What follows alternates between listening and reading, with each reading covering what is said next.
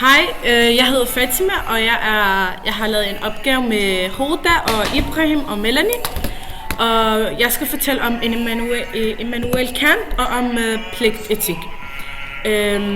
Han er født den 22. april 1724, og han døde 12. februar 1804. Hans nationalitet er tysk. Han er en tysk filosof, og folk beskrev ham som han var en hjælpsom person. Han blev 89 år, men han blev aldrig gift. Han blev berømt for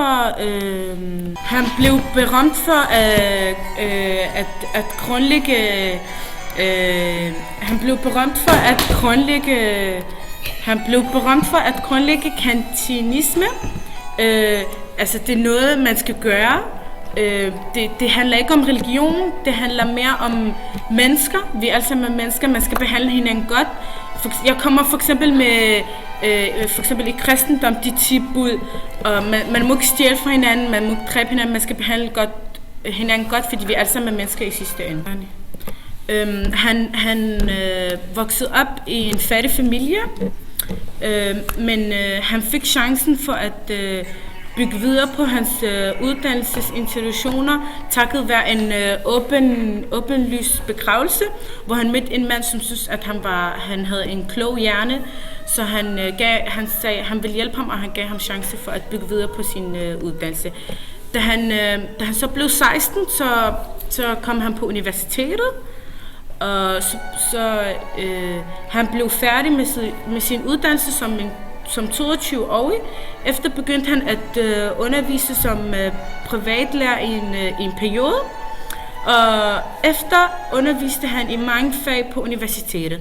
Han udviste i praktik, filosofi, teologi, pædagogik og geografi, logik, matematik og metafysik.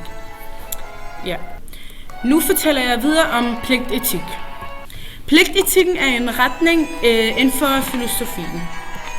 Pligtetik går også under navnet deontologi.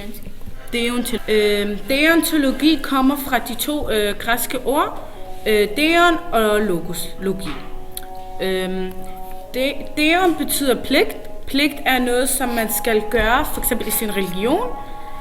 For eksempel de 10 bud i kristendom. Logos, viden og læring. Det er det samme, læring og viden.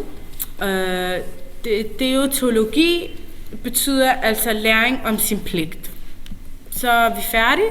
Vi har ikke mere for den her video.